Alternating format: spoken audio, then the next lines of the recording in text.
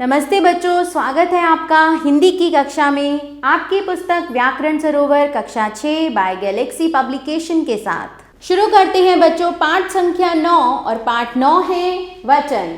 वचन से संज्ञा अथवा सर्वनाम शब्दों की संख्या का बोध होता है। वचन दो एक वचन एवं बहुवचन होते हैं। एक वचन से एक व बहुवचन से एक से अधिक होने का बोध होता है। बच्चा पढ़ रहा है, बच्चे पढ़ रहे हैं। लड़का खेल रहा था, लड़के खेल रहे थे। बच्चे ने सामान खरीदा, बच्चों ने सामान खरीदा। इन वाक्यों में बच्चा और लड़का शब्दों से एक संख्या का बोध हो रहा है कि वो एक है, जबकि बच्चे बच्चों और लड़के से अनेक संख्याओं का बोध हो रहा है। वचन के भेद। वचन के दो भेद होते हैं, एक वचन, बहुवचन। एक वचन शब्द के जिस रूप से एक व्यक्ति या वस्तु का बोध होता है वह शब्द एक वचन में होता है, जैसे लड़का, घोड़ा, कुर्सी, लता, माता आदि। बहुवचन शब्द के जिस रूप से एक से अधिक व्यक्तियों या वस्तुओं का बोध होता है वह शब्द बहुवचन में होता है, जैसे लड़के, घोड़े, कुर्सियाँ, लताएं, माताएं आदि। याद रखिए, व्यक्तिवाचक संज्ञाएं एक वचन में होती हैं, लेकिन यदि उन्हें बहुवचन में प्रयोग किया जाए तो वे जातिवाचक बन जाती हैं। हमारा देश सीताओं और सावित्रियों का देश रहा है। तुम जैसे अनेक महानों को मैंने देखा है। भारत की पवित्र माटी सदैव से ही हरिश्चंद्रों और गांधियों को जन्म देती आई है। भाववाचक और द्रव्यवाचक संज्ञाएं भी एक वचन में होती हैं। यदि इन्हें बहुवचन में प्रयोग किया जाए तो ये जातिवाचक बन जाती हैं। हमारी आवश्यकताएं बढ़ती जा रही हैं। गर्मियों में हम लोग शिमला जाएंगे। व्यक्तिवाचक, भाववाचक, द्रव्यवाचक संज्ञाओं का प्रयोग प्राय एक वचन में होता है, किंतु जातिवाचक और समूहवाचक संज्ञाओं का प्रयोग दोनों वचनों में हो सकता है। जैसे रवि ने आज खाना नहीं खाया, तो ये है व्यक्तिवाचक एक वचन। इस कमरे की सफाई करो, भाववाचक एक वचन। सोना महंगी धातु है, द्रव्यवाचक एक वचन। कुत्ता सड़क पर भौंक रहा है, जातिवाचक एक वचन। उसने 4 कुत्ते खरीदे, समूहवाचक एक वचन। आदरार्थ शब्द जैसे कि जी साहब, महोदय आदि लगने पर एक वचन शब्द भी बहुवचन की तरह प्रयोग होते हैं, जैसे आज पापा बीमार हैं, मेरे पापा अभी नहीं आएंगे। और कुछ शब्द सदैव पुल्लिंग में ही प्रयोग होते हैं, जैसे हम समाचार सुन रहे हैं, आप इस फाइल पर अपने हस्ताक्षर कर दीजिए, इतने लोग कहाँ जा रहे हैं, आप मेरी बात क्यों नहीं मान लेते, उसके प्राण अपने बेटे में अटके हुए हैं, आप दिल्ली क्यों नहीं जाते, आपके दर्शन हो गए, यही बहुत है। अब देखेंगे बच्चों बहुवचन बनाने के नियम। एक वचन से बहुवचन बनाने के प्रमुख नियम इस प्रकार हैं। पुल्लिंग शब्दों के अंतिम आ को हम ए में बदलते हैं, तो पुल्लिंग शब्दों के अंतिम आ का ए हो जाता है, जैसे घंटा, घंटे, मेला, मेले, ठेला, ठेले, जूता, जूते, ताला, ताले, शीशा, शीशे। विशेष देखें, संस्कृत शब्दों और हिंदी के संबंध सूचक शब्दों में यह नियम लागू नहीं होता।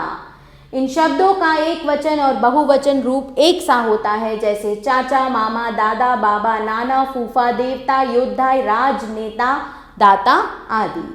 जो पुल्लिंग शब्द आकारांत नहीं होते उनका बहुवचन बनाते समय उनका रूप नहीं बदलता, वे वैसे ही बने रहते हैं। उन्हें बहुवचन बनाने के लिए उनसे पूर्व संख्यावाची शब्द का प्रयोग करते हैं, जैसे एक मोर, 2 मोर, एक पेड़, 3 पेड़, एक बाग, 10 बाग, एक आम, 50 आम। असीमित संख्या को प्रकट करने के लिए जन, गण, वृंद, वर्ग, लोग आदि भी जोड़े जाते हैं, जैसे दर्शक, दर्शकगण, बंधु, बंधुजन, गुरु, गुरुजन, बंदी, बंदीजन, पाठक, पाठकगण, पक्षी, पक्षीवृंद। अकारांत स्त्रीलिंग शब्द के अंतिम वर्ण पर ए की मात्रा लगा देते हैं, जैसे चाल, चालें, आँख, आँखें, पुस्तक, पुस्तकें, दाल, दालें, बहन, बहनें, लात, लातें। आकारांत स्त्रीलिंग शब्द के अंत में ए जोड़कर उन्हें बहुवचन बना लेते हैं, जैसे शिला, शिलाएं, गायिका, गायिकाएं, अध्यापिका, अध्यापिकाएं, सूचना, सूचनाएं, शाला, शालाएं, नायिका, नायिकाएं, लेखिका, लेखिकाएं, माला, मालाएं। इकारांत और ईकारांत स्त्रीलिंग शब्दों के अंत में ई और ई के स्थान पर इया हो जाता है, जैसे लड़की, लड़कियां, दवाई, दवाइयां, मिठाई, मिठाइयां, सीढ़ी, सीढ़ियां, शहनाई, शहनाइयां, लड़ाई, लड़ाइयां। यदि स्त्रीलिंग शब्द के अंत में इया हो तो उसका इया हो जाता है, जैसे चिड़िया, चिड़िया, बिटिया, बिटियां, बुढ़िया, बुढ़ियां, गुड़िया, गुड़ियां, खटिया, खटियां, कुतिया, कुतियां। और ऊकारांत स्त्रीलिंग शब्दों में ऊ को उ में बदलकर ए जोड़ देने से बहुवचन बन जाता है, जैसे लू, लुएं, वधू, वधुएं, जू, जुएं, बहू, बहुएं। अब देखेंगे कारक चिन्हों के साथ बहुवचन रूप। कारक चिन्हों ने, को, के लिए, से, में, पर, का, की, के से पहले आने वाले सभी शब्दों में ओ जोड़ जाता है। यदि अंत में दीर्घ स्वर हो तो वह ह्रस्व हो जाता है। आकारांत पुल्लिंग शब्दों का आ हट जाता है, जैसे रास्ता, रास्तों, मार्ग, मार्गों, चोर, चोरों, मोर, मोरों, मनुष्य, मनुष्यों, जोड़, जोड़ों, फल, फलों, साधु, साधुओं, भालू, भालुओं, हिंदू, हिंदुओं। इकारांत और ईकारांत शब्दों के अंत में बहुवचन बनाने को ई को ईयों कर देते हैं, जैसे नदी, नदियों, माली, मालियों, नारी, नारियों, डाली, डालियों, मुनि, मुनियों, देवी, देवियों, ऋषि, ऋषियों, साथी, साथियों। यदि स्त्रीलिंग शब्द आकारांत हो तो उसमें आ बना रहता तथा ओ जुड़ जाता है, जैसे शाला, शालाओं, बाधा, बाधाओं, बाला, बालाओं, कन्या, कन्याओं, चिंता, चिंताओं, घटा, घटाओं, चिता, चिताओं, महिला, महिलाओं। तो बच्चों, इस पाठ में आपने जाना कि वचन से संज्ञा अथवा सर्वनाम की संख्या का बोध होता है। वचन दो, एक वचन व बहुवचन होते हैं। एक वचन से एक संख्या का बोध होता है, बहुवचन से एक से अधिक संख्याओं का बोध होता है और सम्मान सूचक शब्द हमेशा बहुवचन रूप में प्रयोग होते हैं। करते हैं पाठ का अभ्यास कार्य। सही विकल्प पर सही का चिन्ह लगाइए। जिस शब्द से संख्या का बोध होता है उसे क्या कहते हैं? वचन। बेटा एक वचन है।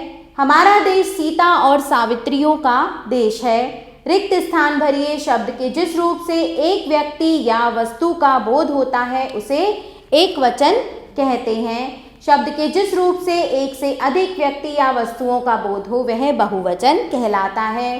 जातिवाचक और समूहवाचक संज्ञाओं का प्रयोग एक वचन में हो सकता है।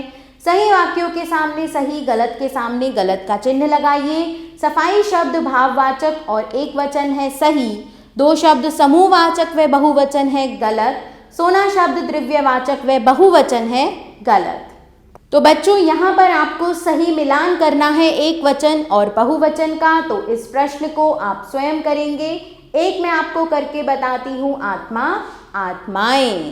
तो इसी प्रकार से आप इसे पूर्ण करेंगे। लिखिए निम्नलिखित शब्द एक वचन या बहुवचन। दरवाजा एक वचन, खिड़कियां बहुवचन, चींटी एक वचन, जल एक वचन। पैसा एक वचन, पेंसिलें बहुवचन, पतंगे बहुवचन, पुस्तक एक वचन।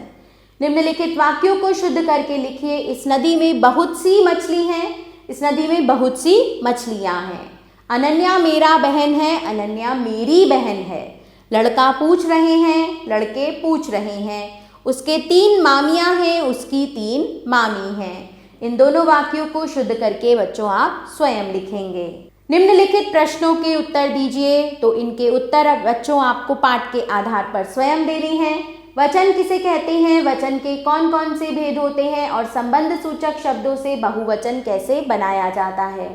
क्रियात्मक कार्य है आपके लिए, निम्नलिखित शब्दों के एक वचन रूप से शब्द सीढ़ी बनाइए।